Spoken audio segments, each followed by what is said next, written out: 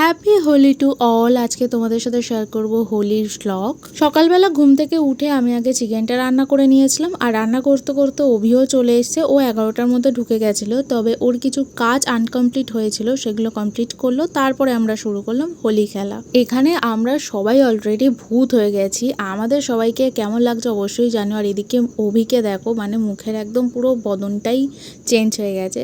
তারপরে আমরা সবাই মিলে গেলাম বাড়িতে, মাকে নিয়ে আমরা বেরোবো হোলি খেলতে। আর আমার মা কিন্তু এই হোলি খেলতে ভীষণ ভালোবাসে। মায়ের ফেভারিট ফেস্টিভ্যাল হলো হোলি, তাই মাকে নিয়ে চলে এলাম এই বাড়িতে, মানে মামার বাড়িতে নিয়ে এলাম হোলি খেলার জন্য। আমরা সবাই মিলে ভীষণ এনজয় করে হোলি খেলেছি, খুবই মজা হয়েছে। আর এখন মামি ভিডিও শ্যুটের জন্য প্রিপারেশন নিচ্ছে। আমাদের এবছরের হোলি খেলা অলমোস্ট শেষ। আমার ভুতিয়া এরকম হয়ে গেছে, এনার মুখ এই হয়ে গেছে, ঠিক আছে। আরও সবাই ওইদিকে আছে, আর এইদিকে এখানে লেখা হচ্ছে হ্যাপি হোলি। সো ফাইনালি এই হলো, এখন ছবি টবি তোলা হবে, তারপরে আজ এবারের মতন হোলি খেলা শেষ হবে এখানে।